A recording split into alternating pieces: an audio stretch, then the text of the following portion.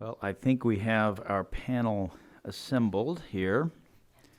Hope you had a good break. Some of you may have just joined us. If so, welcome to this Sun and Star Symposium. I'm not sure if all of you know what Sun and Star refers to. It is the rising sun, I believe, and the Lone Star State. That's how it got its name, and it's been in existence since the 1990s, so quite a while, for this program in Texas. But we're going to continue the discussion now about the security relationship between Japan and the United States. Sheila Smith she framed this for us very well and helped us understand sort of where the alliance is, how it has evolved. And we're fortunate to have quite an impressive group to continue the discussion. I think they've all, at some point in time, been to the Tower Center. Some of them actually work in the Tower Center. I go there every day. She goes there every day. So I'm not going to go through elaborate introductions for them. We are going to let them speak in the order that they appear in the program. I just want to say, again, it's a delight to be back at the Wilson Center, where I still am listed on the program as a fellow, and I know Toshi Nakayama is a great friend, and he's had the privilege of spending a year or so already at the Wilson Center. Normally he's in Keio University, and of course I guess many of our Japanese friends here have probably seen him on TV or in the media trying to explain what's going on in American politics to Japanese audiences. So he has a lot of experience at looking at the U.S. Japan relationship. He will be followed, I think, in the program, by Diana Newton, with whom I have worked for quite a number of years. I won't say we grew up together, but we've certainly, the last 20 years or so, we have worked very, very closely together.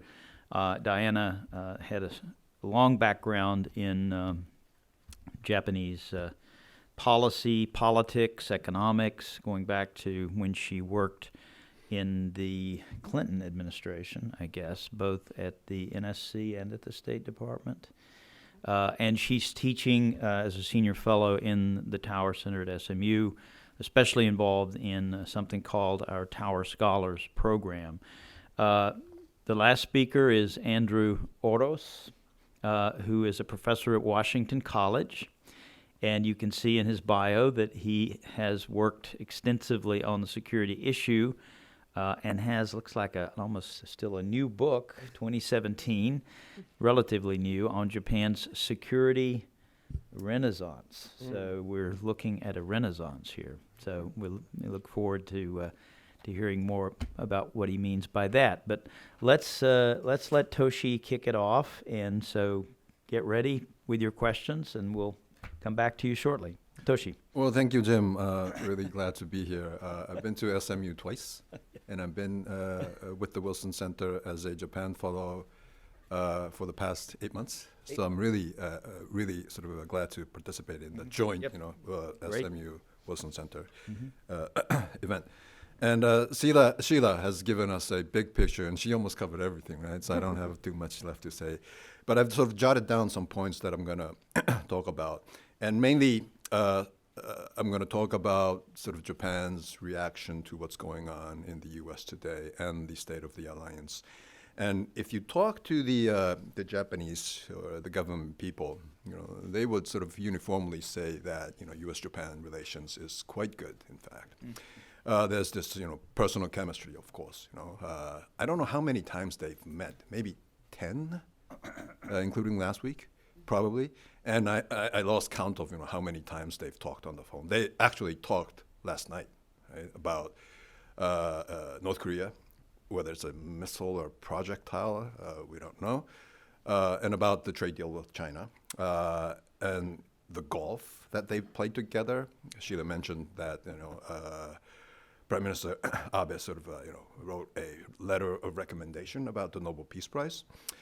He's going to visit Japan as a state visit later this month, and we're even providing an occasion where Mr. Trump would meet the new emperor, as a first guest that the emperor is going to sort of welcome. And later, about a couple of weeks later, he's going to visit Japan again, attending the G20 minute. So there's this, perfect personal chemistry between the two, but not just on these, things. But there are some developments on policy side as well, and talking to the sort of the defense officials on both sides, they would talk about the synergy between the national defense policy guidelines and the national defense strategy, right? So there's actually some sort of policy development, not just how it looks, right? And of course, the threat perception that Japan and U.S. sort of has, not exactly the same. It will never be identical, but more or less, we generally share what kind of a threat we face. Of course, rising China and the sort of the sort of difficult sort of it's really difficult to sort of assume how they're going to rise, right? So the sort of the state of China in the future, and of course North Korea is a midterm threat, and also the strategic sharing of the strategic concept, Indo-Pacific, and that was not really coined by Prime Minister Abe, but at at the leader level, I think it was Prime Minister Abe's idea, which he laid out in the Indian when he gave a speech in India in his first time of prime ministership back in mid 2000s, and I think it's the first time that a sort of a Japanese-driven concept was taken by the American side and sort of turned into a sort of a organizing principle. So as a result of these issues, you would be hearing that the U.S. Japan alliance has never been better, right? And this is really exceptional. You don't see that happening around the world. You have dissonance with NATO, and even U.S. Korea relations. President Trump is talking about. It's not going to happen in the short term, but it's clear that he sort of thinks, the U.S. presence in Korean Peninsula is unnecessary, and if you can sort of, take that back or retreat, that's desirable. And countries like Australia, there's a think tank in Australia called ASPI, Australian Strategic Policy Institute. The President, Peter Jennings, has been talking about Plan B. What are we going to do? What would Australians do if America retracts from the region, right? So they're extremely worried about sort of America's posture in Asia Pacific or Indo-Pacific. So the exception is, I guess, maybe Japan and Israel, right? Those two countries are exceptional in this Trump era. And I think the background of that is that how we sort of perceived Obama administration. I think that's an important background when you think about how we're trying to adapt to Mr. Trump and his policy in East Asia. No doubt, President Obama was personally really popular, because of his visit to Hiroshima and all that. But in the sort of the foreign policy security establishment, there were some worries about President Obama's posture to Asia Pacific. And I would say he's the first president who was really focused on Asia to a certain degree, because he was born in America's gateway to Asia, Hawaii, and he spent some time in Indonesia,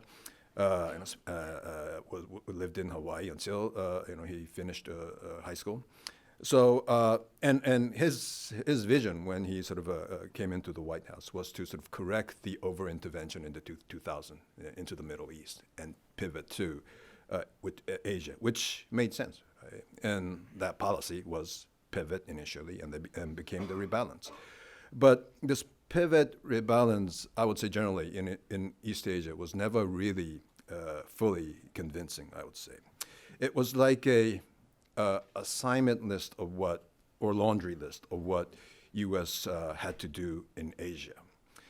And there were like, depending on the speeches and how you sort of phrase it, there were like 5 or 6 points. Right? But there were no really priorities. And it was a list of what U.S. had to do. So the message didn't really penetrate. So we all knew the word, the term, right? The pivot or the rebalance, but we never really understand what it was. Sometimes it looked like it was about military security issues. Sometimes it looked like it was about trade. And sometimes, when Chuck Hagel was in Singapore delivering a speech to the Shangri-La Dialogue, he said it was about culture. Right? So that was very confusing too. And probably it was everything. Right? But from our standpoint, it looked like a sort of way to sort of,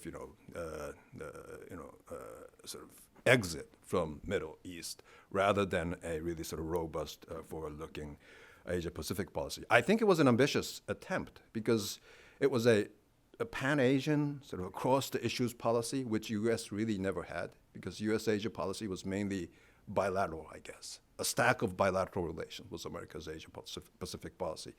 And Rebalance was to sort of, organize that into a one pan-Asia, across-the-issues policy. So it was ambitious, no doubt, but probably because of that, it didn't really penetrate.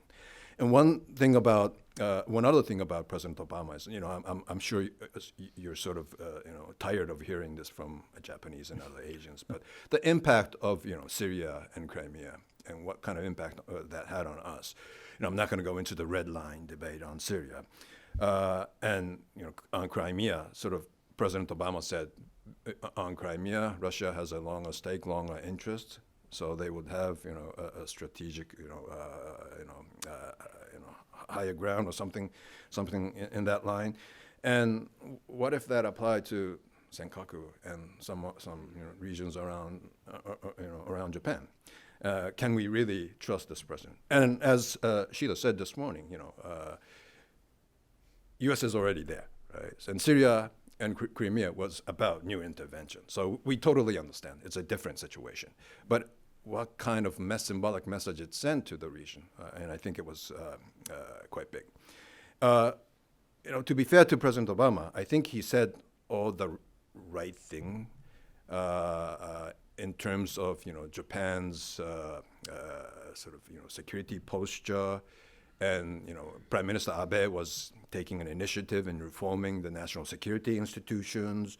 We drafted a national security strategy, and President Obama was fully in support of that. Despite that, there was this underlying distrust is too strong of a word, but we were worried about President Obama's commitment. So in 2013-14 period, we passed a peace and security legislation. Right? This was about sort of expanding Japan's national security posture, becoming more robust in defending sort of American troops in the region when they're sort of fighting to defending Japan. And if you look at the cover of that legislation, it would say that because China is rising, because there's threat on the Korean Peninsula, right? But if you sort of read like the back cover of it, it would say we're not fully convinced about U.S. commitment.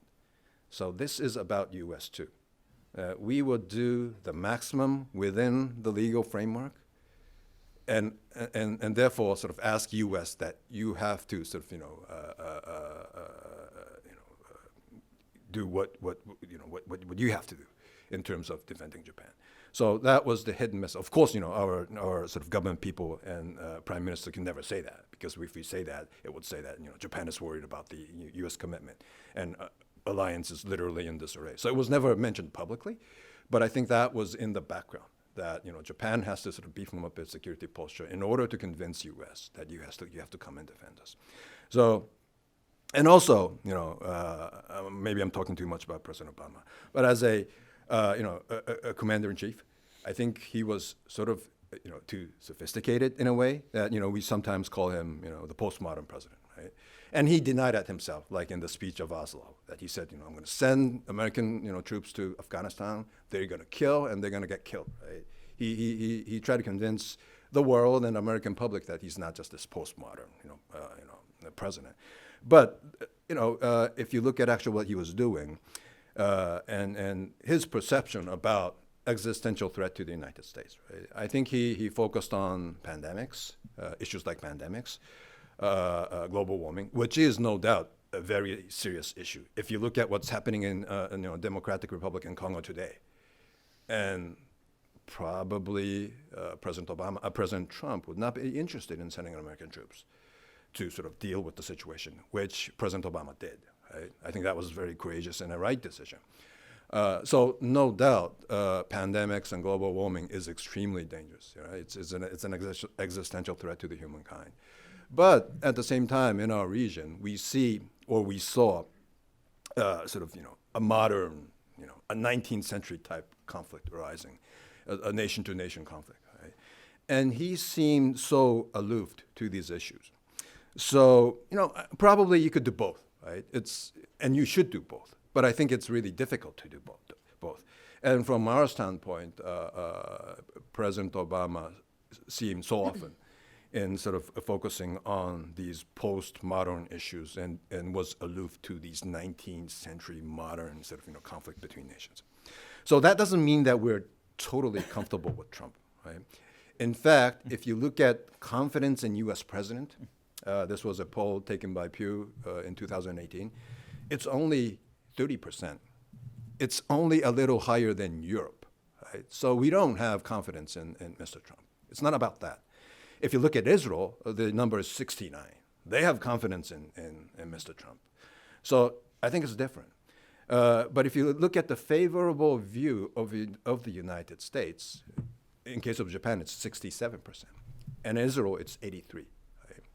So what we can sort of discern from that number is that in Northeast Asia, in order to sort of deal with the situation, no matter who the president is, there's I would say a strong consensus that we have to sort of convince the Americans that you have to be engaged in this region, and that this alliance has to be maintained.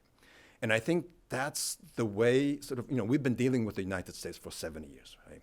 And I guess this is the first time that we faced this kind of president, but sort of dealing with the U.S. for the 70 times, I think we've developed our own sense of realism, right? So if you choose Trump, we will deal with Trump.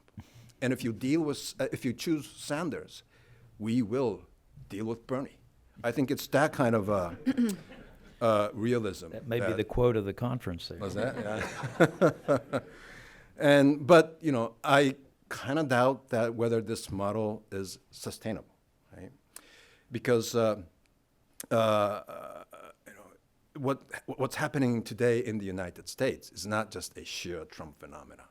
It has a longer implication. So the question becomes: do we have a Plan B as a nation? Right? I kind of hesitate to say this, but we don't have a sort of a robust, viable Plan B. But I think we do have a sort of a Plan A dash.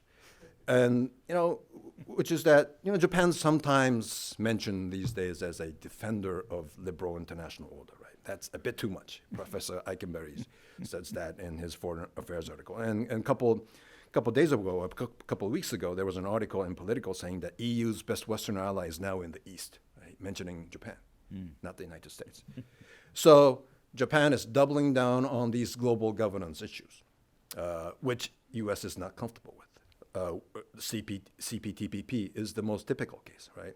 There's issues like EP with EU. We think Paris Agreement is important, although we're doing this quietly. We're quietly in support of JCPOA, but that's changing a little bit because of the tougher position from the U.S.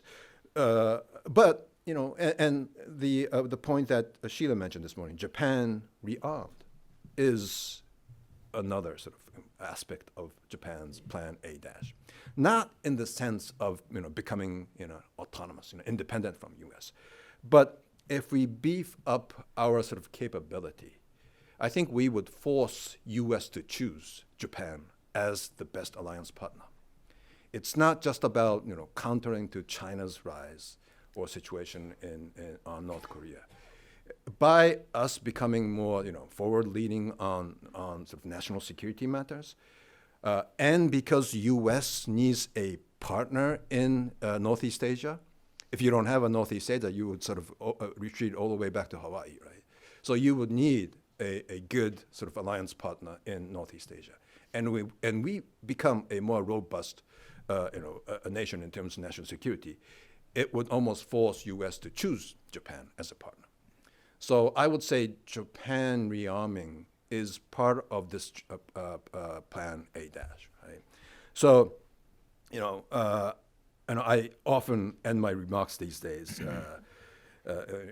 in these occasions that, so basically, even under the Trump administration, it's business as usual for Japan.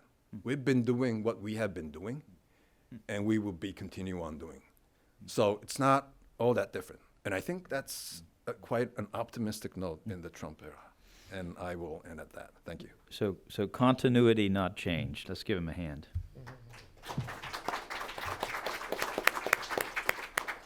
Diana?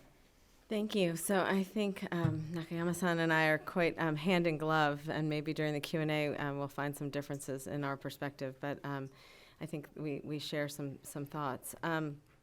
So given the expertise of the speakers on my panel on Japan's security posture, I figured it was my job to talk about the U.S. government's perspective on the U.S.-Japan strategic alliance and its commitment to security in the region. And I don't want to disappoint right out of the gate, but I do feel compelled to say that this administration is pretty tough to get a read on, and it's pretty hard to know what President Trump is going to say or do. His continuously revolving staff and his ever-busy tweeting thumbs make it a challenge to affirmatively say what the administration's actions will be on any given topic, including the commitment it feels towards Japan and the Asia-Pacific region. Unfortunately, this is no longer like the glory days of the Bush-Koizumi relationship in the aughts. Nor is it, as Professor Nakayama so aptly described, the no-drama Obama administration, which, from my perspective, left many Japanese wishing for a little more love at the turn of the last decade. But I think they could also sort of put their faith in the pivot to Asia and sort of rely on the fact that business as usual would prevail. And now, as we approach the turn of another decade, I'm going to do my best to highlight current U.S. policy towards Japan and Asia for the time being. Over its 70-plus year life, the U.S.-Japan relationship has occasionally been an unpleasant reality for Japan, to use Kenneth Pyle's terminology. The alliance came with positives and negatives for Japan. The integral U.S. presence in Japanese foreign policy has been sometimes annoying, overbearing, and belittling, but always reliable, and always having Japan's back. In the global arena early on, the U.S.-Japan alliance assured that Japan would be on the U.S. side during the Cold War. As it progressed, the alliance kept Japan in sync with U.S. global strategy. Domestically, while uncomfortable at times, the U.S. alliance freed up a post-war Japan to pursue economic growth to huge advantage, leaving the United States worrying about foreign policy and defense policy. Thus, the unpleasant reality of the U.S. involvement in Japan's post-war growth and development became first the status quo and then a true partnership with benefits for both nations. Japan and the United States worked together to promote benefits that accrued to both nations, such as security, economics, and global initiatives. The question now is whether or not the current U.S. president is returning the bilateral relationship to an unpleasant reality. And I think the answer might be yes, but what is more interesting to ponder, I think, is whether or not Trump's lack of reliability won't actually work to Japan's advantage in some regards. And I'm sorry I missed Sheila's remarks this morning, but I think I did catch at the very end her comments about how, if there is this perception that the alliance will fail, Japan, may take further steps towards rearmament, nuclear armament, and, whether or not that's to Japan's advantage or to the U.S. advantage, it remains to be seen and worth discussing. So Japan was perhaps a bit underwhelmed by the slow and steady approach of the Obama administration. The previous U.S. president's refusal to even consider military action effectively took that tool off the table. And in the realm of the Pacific, with a rising and aggressive China and a newly nuclear and aggressive Kim Jong-un in North Korea, I would argue that military action is a foreign policy tool that one wants to keep on the table. And his decision not to back up his infamous red line in Syria and Crimea, as Professor Nakayama mentioned, understandably worried his allies, especially many in Asia, who were tied to the United States with a security alliance. And it delighted his adversaries a little and made them just a bit bolder. Obama, I think, would argue his legacy in Asia differently. He would point to the pivot to Asia, although he was never really quite able to breathe life into that effort due to lack of time and resources. The Middle East continued to suck up all the oxygen in the room, despite the administration's efforts to shift gears. And I think also it failed due to lack of need. The status quo in Asia was working, and Asia was mostly peaceful and functioning, and I really like Nakayama's phrase of business as usual. I think that sort of took over and resulted in the actual policy on the ground. Obama would also point to the TPP, on which he expended significant resources, time, and personnel, but obviously to no avail. And I think in the wake of an overly broad articulation of U.S. foreign policy in Asia under Obama, which failed to deliver, President Trump now fills those shoes in the Oval Office, and it's hard to know exactly what's happening next. Candidate Trump definitely suggested he was keen to do less in Asia while on the campaign trail. He railed at the expense of maintaining U.S. forces and bases in Japan and South Korea, incorrectly characterizing the host nations as free riders. He infamously suggested that Japan and South Korea should maybe get their own nuclear weapons. And since taking office, President Trump has mainly focused on trade in his bilateral conversations about Japan. And he's tried to get a bilateral trade deal for the United States that is better than TPP. But I think Abe has thus far held the line on that, which I think is good for Japan. And he has refused to give Japan exemptions to steel tariffs and is threatening additional auto and agricultural tariffs later this month. And obviously his initial warmth towards Chinese President Xi and North Korea's Supreme Leader Kim seems to have waned, although I think that was very off-putting to the Japanese that the president was so enthusiastic about his meetings with those leaders. But I think his relationship with Prime Minister Abe has continued to be one of the most interesting head of state relationships he has. It's very close. There's a personal chemistry, and I think it's really largely due to Prime Minister Abe's efforts, which I'll discuss later. But because President Trump's views are both difficult to know and characterize, I'm going to focus on the views of his team. I think it's probably more useful to look a little bit down the org chart. And due to the recent bilateral visit of Japan to Washington at the end of April, we have some clear statements regarding the U.S.-Japan Security Alliance that are on the record. And the bottom line is the readout is good for the alliance. If we step away from the rhetoric coming from the president and examine the statements coming from the policymakers tasked with furthering the objectives of the administration on a day-to-day basis, there is a lot to be positive about. For example, Secretary of State Mike Pompeo, Acting Secretary of Defense Patrick Shanahan, Foreign Minister Taro Kono, and the Defense Minister Takeshi Iwaya held a joint press conference on April 19th. In his prepared remarks, Pompeo explicitly referenced Article 5 of the U.S.-Japan Security Treaty twice, noting that the Article's commitment by the U.S. to defend Japan in an armed attack applies to 1, and I'm quoting, unilateral action that seeks to undermine Japan's administration of the Senkaku Islands, and 2, a cyber attack in certain circumstances. Pompeo also referred to the alliance throughout as one that is ironclad and increasingly complex and truly remarkable. He said it is one that embodies shared vision and shared values and broad and increasing strategic alignment. He even copied Obama's language, stating, and I was really surprised to read this, this is a quote, early in his presidency, President Trump made a real pivot to Asia and declared America's intentions for a free and open Indo-Pacific. Pompeo concluded by characterizing the relationship as an essential partnership built on respect and shared democratic principles as well as shared interest.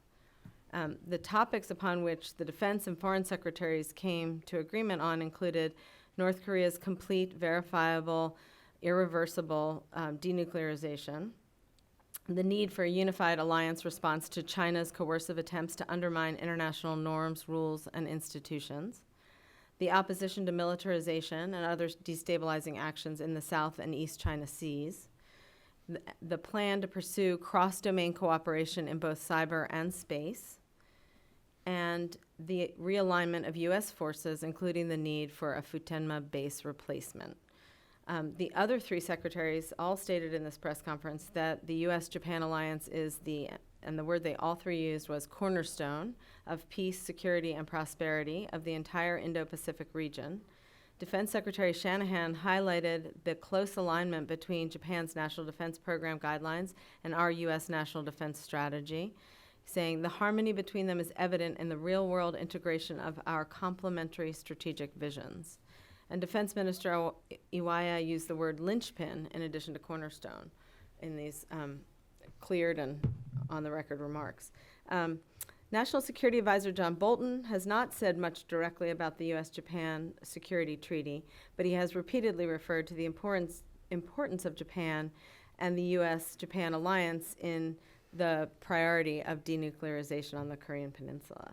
And so given his hawkish view that military strikes are a valuable and useful tool, one can extrapolate that he supports the strategic alliance and maintaining the strength and readiness of U.S. forces based in Japan and elsewhere in the region.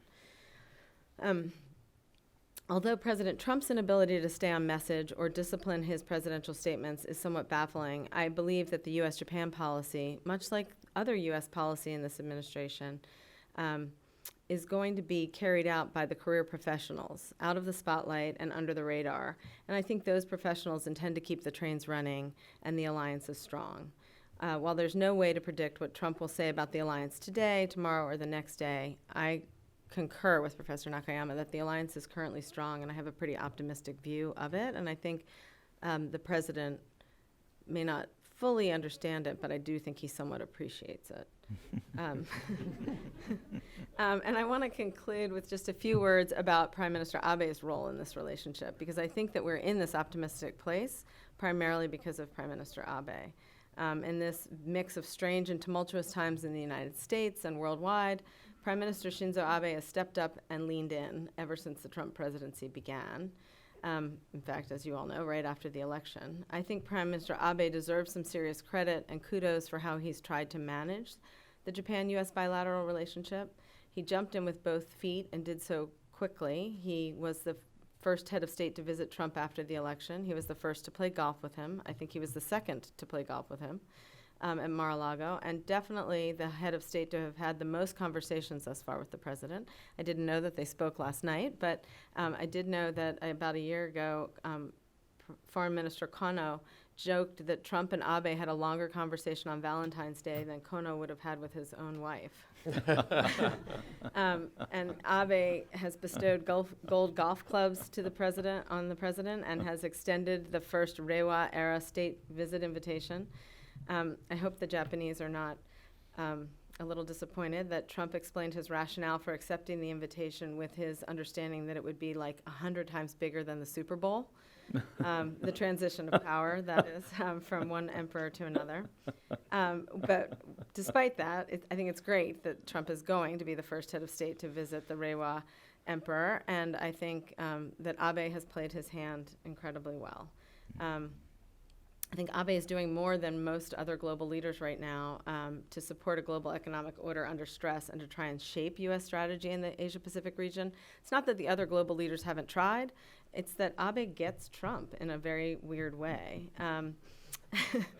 At a time when the institutions, rules, and norms of the liberal economic order are under duress from challengers like China, as well as nativism at home, the world's first and third largest economies should be working together to uphold this economic system that has provided so much benefit to each of them and the globe over the last 70 years. Yet the United States seems to occasionally work at cross purposes on that. But Japan, under Abe, has really done a lot to fill the leadership vacuum left by the United States. The TPP is an obvious example. While Trump made a big point of tearing up the agreement the first week he was in office.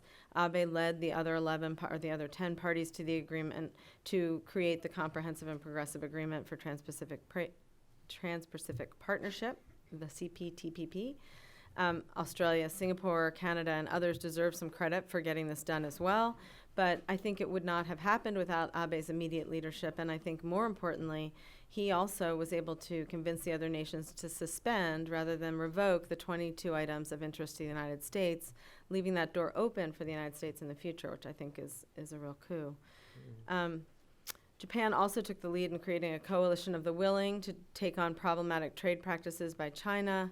They brokered a trilateral agreement with the European Union and the United States on the margins of a WTO meeting in December of 2017, calling for collaboration to push back against policies, implicitly China's policies, that produce excess capacity or imposed forced technology transfer and local content requirements on local businesses or foreign businesses in China. Japan also joined the EU and the U.S. in April, filing a case against the WTO on China's forced technology transfer policies. In addition, Abe's led an initiative called the Partnership for Quality Infrastructure, which is a not too subtle counterpoint to China's One Belt, One Road initiative. This has been going on for a while, but it's risen to more than $200 billion in scope, and it's become geographic, kind of like the One Belt, One Road. And Trump has echoed this effort in various remarks he's given at APEC. In addition, I would give Abe credit for coining the term, or at least coining the term in a way that the United States government started using it, of the free and open Indo-Pacific region. And I think his strategy, or his calling it that, has led to the Trump administration's calling it that. And now, starting mid-2018, the United States military decided to rename its Pacific Command to Indo-Pacific Command, or Indo-PACOM, echoing Abe's iteration of the region. And so I would give Abe credit for that. And I think some may view Abe as a Trump stooge or being overly obsequious to the American leader. I see it differently. I realize, Abe's efforts with Trump have not resulted in some kind of big win, like having the United States accede to the TPP, but or even allowing Abe a seat at the table in the summits that Trump has had with Kim in North Korea. I don't think that those are actually Abe's main objectives. While they would be nice, I think Abe is really a pragmatist, and I think he studied Trump carefully to discern how to best protect and advance Japan's interests with this president. And I think his relationship is strategic and shrewd. I think he's following the old adage of keep your friends close and your enemies even closer. I think, with the telephone relationship that he has cultivated with the president, Abe has access to the president. He has the president's ear.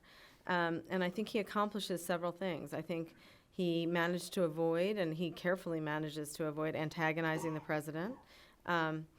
He acts instead as one of his top praisers, notably the letter of recommendation for the Nobel Peace Prize, which makes Trump like him, makes Trump keep him on a positive footing. Abe manages to keep himself in Japan below the Twitter radar, and he avoids, he keeps Japan out of POTUS's rants on television and on Twitter. I think he also, feels that he can best protect himself and his country's interests by being inside the tent instead of outside of the tent. He knows what's going on, and he has access to the president. And then I think he also is learning where the president's weaknesses are and how to exploit them. I think he's watching carefully as the Trump administration does trade negotiations with China, and I think he's planning on pushing back pretty hard with the U.S. on trade negotiations. And so I think the relationship has enabled Abe to maintain flexibility to pursue Japan's strategic, economic, and security interests. And I think he's doing that while hedging his bets. And he may not have a fully formed Plan B, but I think he's on his way to crafting one, especially if there are 6 more years of the Trump administration instead of 2. Thank you. Oh, okay. Well, it reminds me of the more famous special relationship between Britain and the United States, and some of my cynical British friends said the problem is it's only special on one side. So I don't know if that's where we're heading, and I'm reminded also of the famous Koizumi Bush Elvis relationship. Tender. Love me tender and love me true. I don't know if we'll get back to that, but let's thank Diana for her remarks. Our last speaker is Andrew Oros, and Andrew, you have the floor. Great, thank you. And thank you for the invitation to participate in the panel. And previously for the invitation to visit you all in Texas. I enjoyed that as well. I believe that this is a really important and timely topic, especially the subtitle part intrigues me about who will sustain the liberal international order and how. And so I'm excited to hear others' views about this, especially and in the Q&A in our next panel. I'd like to offer some of framing comments about that kind of subtitle side, about how the global order is changing and how this affects Japan and the U.S.-Japan Alliance, especially given Sheila's excellent introduction to the Japan defense side and the U.S.-Japan Alliance side, and then through Toshi and Diana hearing more kind of the Japanese views and the U.S. views. So a few things to kind of frame this. Number one, we've seen a return to multipolarity globally in the world, both in terms of security and in economics, and especially that's true in Asia. So, a couple of factoids. At its peak in 1998, the G7 countries, of which the US and Japan are the largest two, represented 67% of the world economy. And today it's well under half in real terms, and it's even lower if you calculate it in terms of purchasing power parity. It's only 30% of the global economy. So from 67% to 30%. And meanwhile, we have this new organization, the G20, which of course includes the G7 states, and we'll be meeting in Japan this year. The G20 countries constitute about 43% of the world economy. So this changes the way that we manage the liberal international order beyond Asia, but including in Asia. Number two, as a kind of framing point, I think we've seen a return to great power rivalry among the powerful states. And these states do not fundamentally share the same values. So I think that we haven't returned to a Cold War sort of values competition, but it's also, I think, no longer possible to ignore what we often heard in the 1990s and early 2000s, that we have all these shared values and we're going to cooperate together based on those. So instead, what we see today is we have very different views of what an ideal governing system looks like, within particular democracies on the defensive. We see different views of free press, of privacy rights, of individuals and of companies. This is like, for example, between the US and the EU, and different views of minority and gender-based rights. And with special relevance to this panel, different views of the use of force to solve disputes, and on the importance of upholding international norms and longstanding treaties and international institutions that relate to this. Number three is a framing. There's been a rise in non-state security threats, and also threats whose origins we can't even determine, in particular cybersecurity. And this development challenges the existing global structures for maintaining order in a number of ways. First of all, it further increases the number of actors that are necessary to address these new challenges. So beyond even having more states needing to participate in global order, we need large transnational enterprises to play a role in dealing with these threats, especially cyber threats. And on the other side of the spectrum, the non-cooperative side, we now have non-state violent organizations like Al-Qaeda, international drug cartels, which have been identified by many states as the primary security challenge to those states. So states aren't necessarily the primary security challenge. So this, I think, again, calls into question the efficacy of existing international institutions that are almost entirely state-based. And it raises concerns that a major interstate war could break out absent a clear provocation by a belligerent state. And frankly speaking, the U.S.-Japan Alliance is not designed for that kind of challenge. And finally, in terms of framing, all of these three previous areas have been accelerated by technological change. So governments, corporations, and individuals all must adjust to new technologies quickly or risk becoming obsolete. And this challenge relates to effective governance, like the tweet storms, success in elections, right? Using technology, right, to win in elections. It relates to maintaining corporate profitability, and as individuals to remaining employed and prosperous. So how have these larger trends then affected Japan and the U.S.-Japan alliance? And so a few areas I'd like to throw out there that we might come back for discussion. So as Sheila noted in her keynote address, it's not just a multipolar world, as I've mentioned, but it's a multipolar Asia, which is also an argument that I stress in my book, which Sheila happily mentioned, Japan's Security Renaissance, which is now a couple of years old, way back in the old era, before Reiwa. And so in this multipolar Asia, Japan is in relative decline.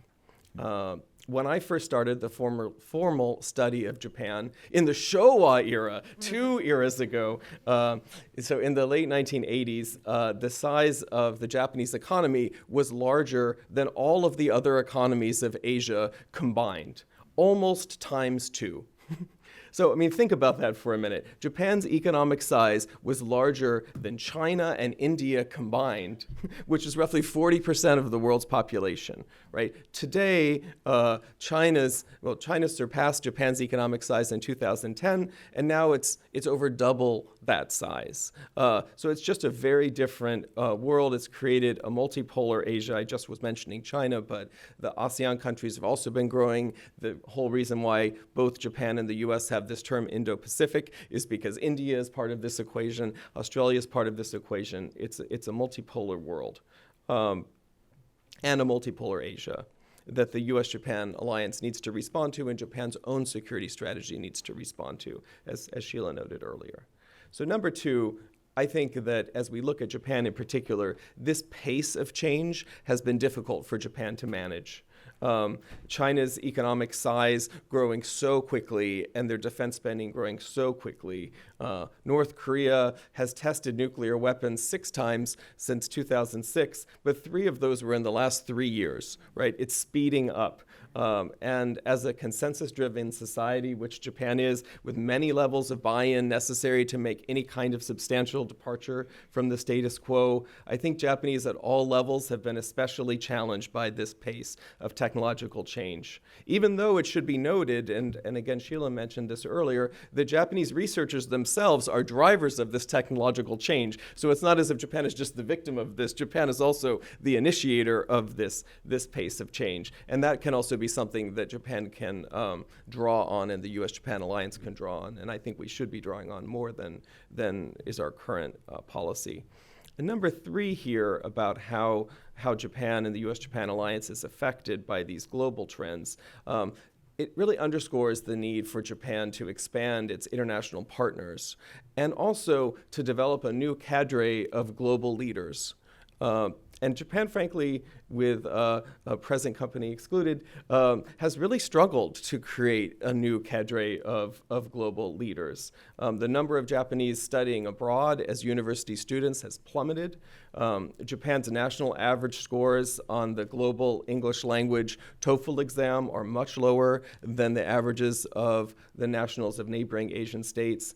And as a result, there are certainly there are influential Japanese leaders in important international institutions, but not nearly as many as Japan could benefit from having. And this also, I think, limits the effectiveness of the U.S.-Japan alliance, especially in looking at regional diplomacy.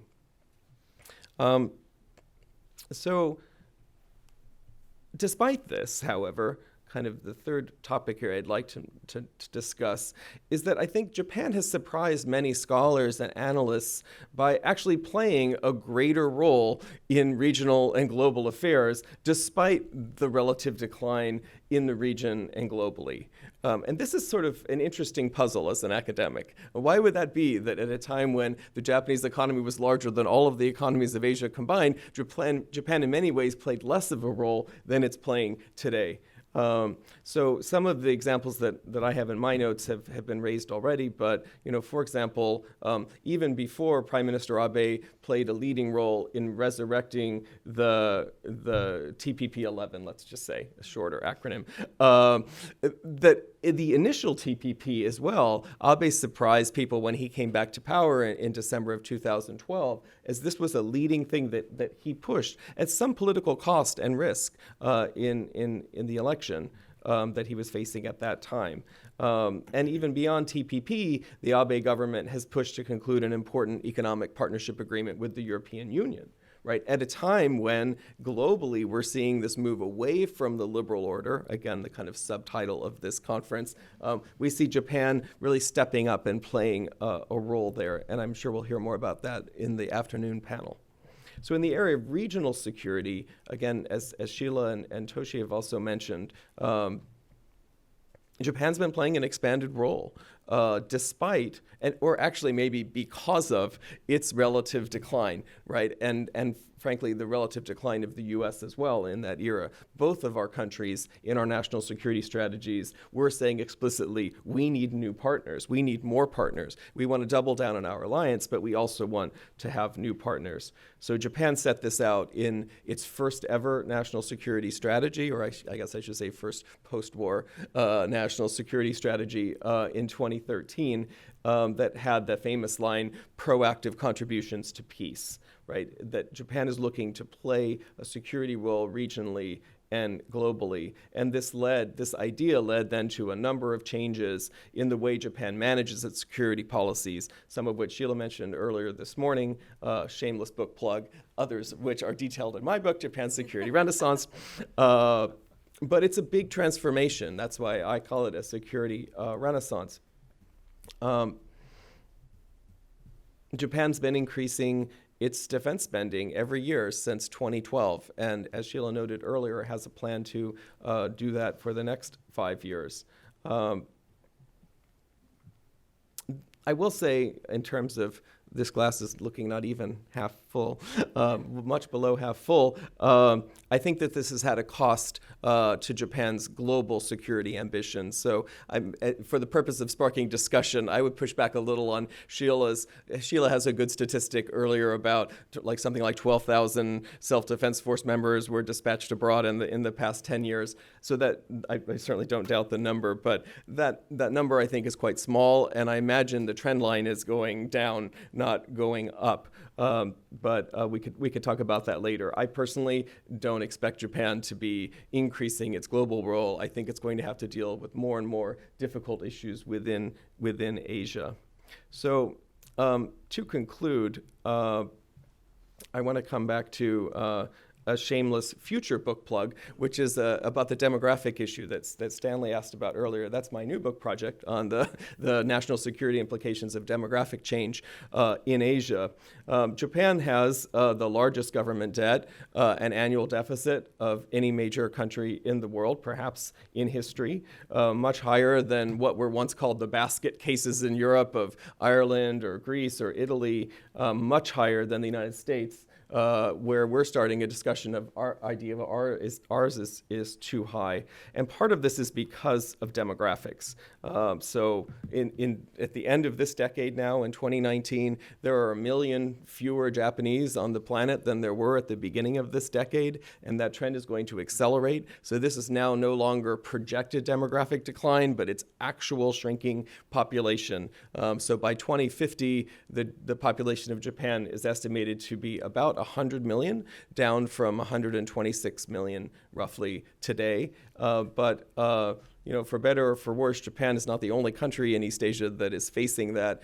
South Korea and Taiwan will be next in the shrink, and then China also by 2030. We will see that. So that, I think, is a real challenge if you want to look at the main title of this panel about U.S. Japan Alliance in Disarray. And frankly, it's a question I would have posed to Sheila earlier if we had had a little more time, but our panel might discuss a bit.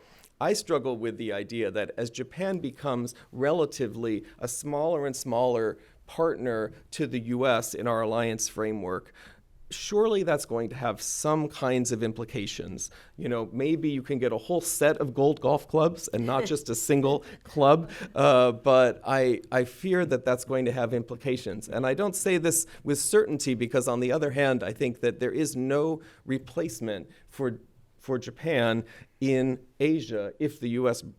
remains committed to Asia. So maybe we can manage that, but I don't hear a lot of discussion about that. And I think that the demographic aspects of that, the challenging budget situation Japan faces, is also going to be a real challenge. So to conclude, on the positive side, I think we do see, in my view, that Japan has found a new confidence and a new level of stature in international affairs. I remember, I think maybe even in this room, talking at the beginning of the Abe administration, the last Abe administration in 2012, that Abe was sort of the renegade leader, right? And now he's sort of the elder statesman. He's the one that's tutoring President Trump or creating stability in the region. So that's on the positive side. I think on the negative side, there are quite a few challenges, I think, that Japan is facing moving forward. And I don't think that in Washington we talk enough about those, which is why I've chosen a new book topic. Thank you. Let's give him a hand. A very forceful set of comments. I'm trying to get my mind around someone tutoring Donald Trump. But be that as it may, I think we now want to open it up for discussion and questions. And again, as we did in the earlier session, I really appreciate it if you would give us your name, identify yourself and your affiliation. So we've got a lot of things on the table here, and I hope you have some questions. This gentleman down here. Hello, Chris McRae, Norman McRae Foundation.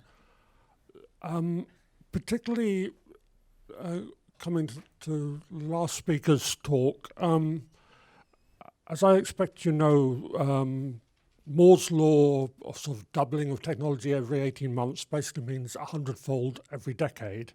And you know, when you look at the smartphone decade of the 2010s, America didn't really do very much in that, apart from maybe Apple getting that right. Where I'm getting to is I believe that Japan is actually better placed for the 2020s decade of 100 times more than almost anyone in terms of the investment partnerships it's made around the world. And these things, you know, they link to the real economy as well as linking to the defense debate. And so really, maybe Japan is actually in a better position to choose which partners it goes forward with over the next decade than, you know, you're mentioning. I mean, one other thing I'd just like to point out is that if Japan is going down to 110 million people and maybe only 30 million people under 30, meanwhile, China has 500 million people under 30. Actually, a declining China would be very dangerous to Japan if if one looks at the technology debates of what the whole region might want to do positively. So I'm just wondering how we square all of these things. Well, can anyone square that circle? I mean, I'll jump in on that, and others might want to jump in as well. I like your point, and I also tried to make the point that Japan has a number of advantages. And I think to build on your comment, I think there's also a potential advantage that Japan is essentially leading the way to managing aging societies and shrinking populations. And there's an advantage to being first in a way, right? It's going to develop ways to deal with those things. I've had the great opportunity, thanks to the Japan Foundation and others, the Japanese government, to see some of this technology, the therapy seal and the robot that can lift someone gently out of bed into the right place, and the prescription medicine dispensing robots in the hospitals. And these all, I think, are great examples of Japanese innovation that is very useful, and surely other countries are going to benefit from those things. So I absolutely agree with you about that. But on the other hand, there's massive budget deficits and debt, and other and sort of what I would call traditional security challenges of a growing Chinese military. But let me say just one other thing related to this panel in particular. I think that even the latest discussions between the U.S. Japan on the kind of building on the next steps of alliance cooperation, I don't think that they're going very far in technological cooperation. And in part, that links to one of my earlier comments about it's not just about states anymore, right? Where Japan is so good in technology, it's in the private sector, and the U.S. also in the private sector. So how we get U.S.-Japan cooperation going to benefit from those synergies is something that I don't know the answer to, but I don't hear a lot about that here in Washington. Would anyone else like to add anything to this? Well, I don't have much to add, but Shinjiro Koizumi, son of Prime Minister Koizumi, was here last week, and his message was basically dealing with the issues that we're going to be facing in the coming 10, 20 years. And before, we always had a model, right, to solve things, but this time around, we don't have any models. So we would have to be really creative. So if we become creative, I think maybe we may be in a better position to maybe not the 20s, but in the future, and hopefully we can somehow burst into this creative phase that we've been missing for so long. Yes, Takayuchi Sensei has a question on the front row here. Then we'll come back to this gentleman. Thank you. I'm Hiroki, and I know everybody knows me.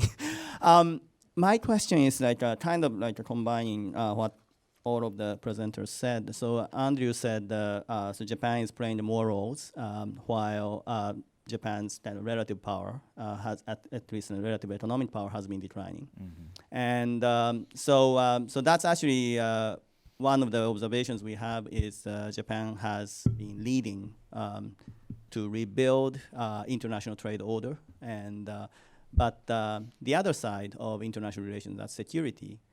I don't think Japan can really lead international security order, and so for various reasons. So in that sense, it's going to Nakayama-san's point of Japan will respond. If U.S. withdraws, Japan will respond. How would Japan do that for the security aspect?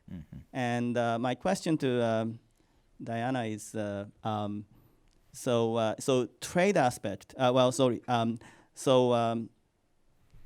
trade aspect, Japan has been leading, and then also our colleague at SMU, Matthew Wilson, when he spoke at the Sunstar Symposium last year when we did it in Kansai, Japan, he presented that in the United States, especially among the Republican supporters, the Trump supporters, they are more sympathetic to U.S. roles in maintaining security, but they are not sympathetic to maintaining trade order, right?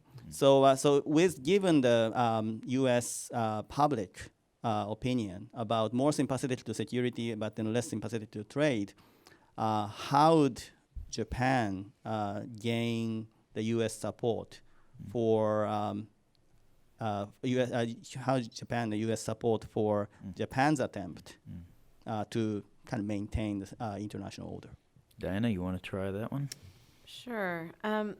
So I think if I could actually also comment on the first question, I do think that Japan can't probably take the lead entirely on security on its own, but I do think that it's working hard to, the Malabar exercises with India and being involved in the Quad, and as Nakayama put in his remarks, they're trying to find other alliances and other countries that they can. Maybe it won't be the same as its relationship with the United States, but that they can move forward and feel secure with, that they would be able to do joint operations, that they would be jointly ready, that they would have, communications down and things like that. So I think they're actively working on that and not passively waiting to see if the U.S. is in or out. Others are more expert on that than I am. In terms of getting the U.S. public behind them, I think that it's not a view I really espouse, so it's hard for me to completely understand why the U.S. is so anti-international trade and international trade organizations right now, because I think it is so beneficial to our economy. And I think what's going to happen ultimately, or what I assume is going to happen, is that the Trump efforts to put tariffs on all of these trading partners and pull out of all these organizations is actually ultimately going to hurt our economy and hurt certain segments of the economy. And that will be the backlash that's needed to change conservative Americans' viewpoint. I think as our economy constricts and that benefits, are less available to big sectors of the economy, I think that's what's going to change it. Mm-hmm. The markets seem to be making a statement here the past couple of days. Yeah. Would anyone like to add to this? Yes, Nakayama. On the first point, Professor Takeuchi mentioned about sort of U.S. Retrenchment or retractment or reluctance. Can Japan fill that void totally? I don't think we can fill that void totally. But then again, I think one of the Trump trap, or maybe there would be a Sanders trap too, I think overreaction is a bit dangerous. Right? We're not seeing total retrenchment, U.S. total retrenchment from Asia Pacific. So I think it's not the moment we should be really talking about Plan B. What happens if America totally disappears from that region? I don't think we're at that stage yet. So what we've been doing is, like I said in my remarks, try to convince the U.S. that you have to be the resident power, and if you're going to be the resident power, we will be the best partner. Right? And I think it's quite significant that Japan, was it in 2013 when we came out with a national security strategy, I think. And I think it's quite significant, the fact that we did come out with a national security strategy. It was for the first time. It's a symbolic document. But, Japanese diplomacy and security policy was mostly about reacting to events, what was happening around our region. But this document showed that we hope, or we think this kind of order is the most desirable. And we're willing to shape the region in that direction. I think that was the symbolic intention to the region and to the world. So Japan is surely sort of changing in that direction. Would it change totally? I doubt it, but I think we're going in the right direction where America is relatively reluctant in sort of, dealing with the situation in Asia Pacific. If I could just add a two-finger on Toshi's last point, I had the lovely experience of traveling around the Southeast Asian region, promoting my last book a couple of years ago. And one of the biggest takeaways I had in Indonesia and Vietnam and the Philippines and Australia, a consistent question I would get was, how much more will Japan do? We want Japan to do more. What are the limits? What's keeping Japan from doing even more? It's a very different conversation than what you hear in Northeast Asia, right, where it came up in earlier discussions about difficulties Japan has with South Korea, which are quite real, and then obviously with China. Mm-hmm. This gentleman right here, has somebody got you've got the microphone, okay. Introduce yourself, please. Marvin Ott, Wilson Center, formerly federal government. This will actually key right on Andrew's last comment, and it's a question in the geopolitical security strategy arena. I would have asked it of Sheila if there had been more time. I can imagine Prime Minister Abe listening to this event and saying the one thing that's been missing has been any discussion of an arena that actually is quite important to me, and that's Southeast Asia. And the first visits that Abe took when he became Prime Minister were south. And so I'd be interested in from anyone on the panel, any thoughts about Japanese strategy, Abe's strategy with regard to Southeast Asia and where that relationship is going over the next 5 years or so. Do you want to jump in? Yeah, I have no expertise on Japan's policy to Southeast Asia per se, but I would say that Southeast Asia is one of the most important region for Japan, and Prime Minister Abe has been quite forward-leaning. He has visited all the Southeast Asian countries, at an early stage of his second term. So he's quite interested, and we understand it's there's a battle of influence going on with China. And there's a huge interest in thinking about what U.S. and Japan can do together in Southeast Asia. But if you go to Southeast Asia, the uniform answer would be, don't come to this region together. Come separately. You can coordinate behind closed doors. But if you come together, it would force us to choose. That would be the quite natural reaction. So Japan realizes our strength in the region, because we've been playing a big role in their economic development, infrastructure building. So I think we're intending on there's a limit to what we can do in terms of in terms of budget, but we intend to double down on the efforts that we have been undertaking. So more and more, which used to be called Indo-Pacific strategy, is now labeled Indo-Pacific initiative or concept, focusing more on development and focusing on high quality infrastructure, and that will be the angle that Japan will be approaching Southeast Asia, and it remains to be the most important region for Japan, I would think. I would just add to that I think that the U.S. government also is very supportive of Japan being quite active in Southeast Asia. I mean, I think as those nations look around for a friend in the shadow of a large and somewhat aggressive China, then they want a regional partner, and of course they also are happy to have the United States be a partner. But I think it's something that Japan and the United States are in synergy on. I think Sheila Smith wants to get in on this, or you have a question? Okay, all right. Well, why don't we go to Sheila and let her ask her question. Thank you all for a terrific presentation. I have a question for all of you. You've been talking about Prime Minister Abe and his accomplishments and how the alliance has fared. And I wonder if all of you are experts on Japanese politics in addition to the U.S.-Japan relationship. And I wonder if you could comment on what you see. Mr. Abe has a year left, perhaps, maybe a little bit longer, 18 months. But I was wondering how you see a post-Abe Japan and its strategic vision. I am not an expert on that. So. He has less time than Trump. Huh? Well, there's a lot of rumors, I'm sure you know. There's even talk about his fourth term. And now they're just testing it. And the Japanese public don't really support that idea. But if we see a second Trump term, I think that would more and more become a realistic option.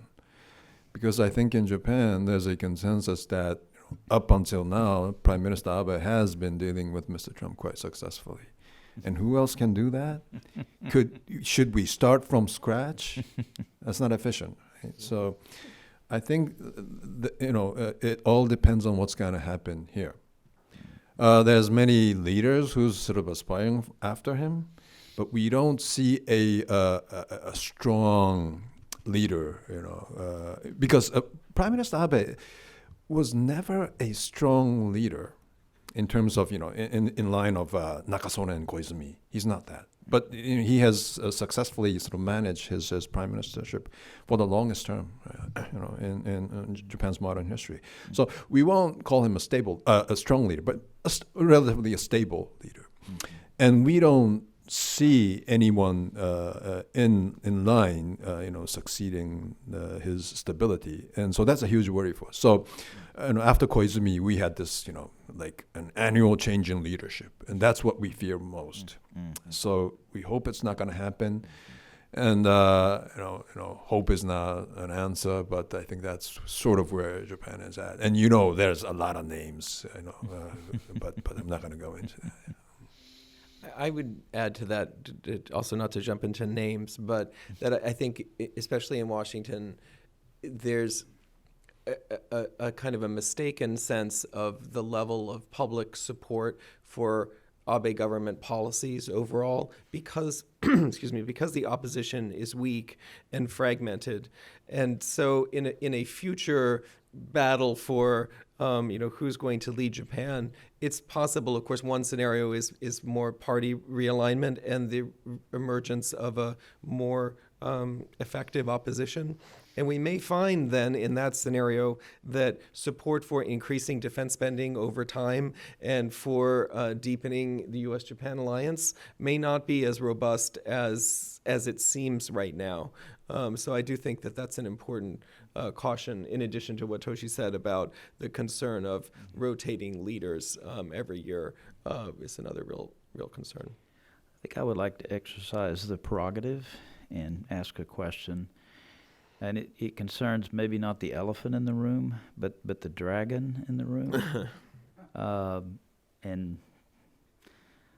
never knew Graham Allison well, and I never liked the idea of a Thucydides trap, but it has not come up yet. And what is Japan's strategy, with respect to China? I mean, you can't just focus on U.S. Japan. And is there a containment strategy for China? Is this what we're looking at? Indo-Pacific, Southeast Asia? No, I don't think there's a containment policy towards China. It's not about containment. We used to talk about shaping, but that seems more and more difficult. So I think what we're trying to do is trying to complicate China's hegemonic rise, at the same time hugging the dragon. I think that's what we're trying to do. So on the sort of the BRI front, Prime Minister Abe has expressed his willingness to cooperate where possible. Right? But that's not sort of leaning towards China. There is a need in Asia on infrastructure building. So if we can cooperate on that front, we will. But on security matters, South China Sea, East China Sea, there are sort of military buildup. Those are still huge concerns for us. So, it's not either. We're doing both. But I don't see any containment policy vis-a-vis China. We don't talk about that. But we are quite aware of a potential danger of a hegemonic and China-centric order in our region. I think, like many of the smaller nations in Asia, Japan very wisely sees China as a reality it has to deal with, not something it can contain. And I think that Japan is, on the one hand, working in its alliance with the United States, but I think also, to everyone else's point, especially Andrew's, about this being such a multipolar world, it's sort of embracing that with regard to China. And I think it is increasing trade in some areas, and it is working together with China on various projects and things where it can, and it is pushing back where it feels it must. And I don't think Japan views China the way the United States does, sort of an us versus them reaction. I think they view them as sort of a neighbor that they have to manage. I'll respond also to link back to Martin's earlier question, because I think that Southeast Asia is an important part of Japan's China strategy, right? So to be present, Toshi mentioned infrastructure and investment. There is a tremendous need for infrastructure. So, but at the same time, Japan is often competing with China over certain contracts in Southeast Asia. But I think, as we heard from Toshi earlier, my experience also in Southeast Asia is that the various Southeast Asian nations like having multiple partners. They like being able to work with Japan and with China and with the U.S. So I think there's one potential area where Japan is showing a real strategy. We have time for one last blockbuster question here. Who would like to weigh in? One point about Shilo's point about who's succeeding Abe. I forgot to mention that Japan, fortunately, is not facing this populist nationalist movement that other Western democracy is facing. So at least I don't think we have to worry about that. We may have a boring leadership, but I don't think we're going to have a dangerous leadership. That's, a minimum good news, I would say. So Japan is a lot more secure than other the fact that we're homogenous has a role, but there are some other reasons too. That the fact that the social media and politics are kind of separate. People still read the newspapers. That's important. So demographic decline is not going to necessitate more migration. Jim Sheila has a Sheila, comment. If you don't have a question, No, please. Yep. So just a comment on the question that I asked and your responses is, for me, the question is, do we have a strategic Japan after Mr. Abe? So is Abe's leadership part of the explanation that we're all talking about here in terms of this larger way in which Japan is now positioning itself, both in the liberal order in terms of economic relations, but also clearly in terms of his willingness to move forward fairly convincingly on the military side as well. And I guess I don't see it yet. And so part of it is, are these changes institutionalized? The national security strategy, the national security secretariat. I mean, there's been a lot of innovation under Abe that allows this formulation of strategy and the articulation and implementation of it that I'm not sure. I don't know how to answer that myself, but it may or may not come in the next Japanese leader. The second, I didn't want to dodge the question on Southeast Asia, but one piece of the puzzle with Southeast Asia is I completely agree with Andrew's comments about the Southeast Asian perspective on Japan. But the thing to remember, too, over the last decade is a lot of Southeast ASEAN has become somewhat a little bit more, not fractured, but a little bit more divided. And part of it is over China and the maritime states versus the non-maritime states. There's some real differences of opinion about, and we saw that in the Philippine case in UNCLOS.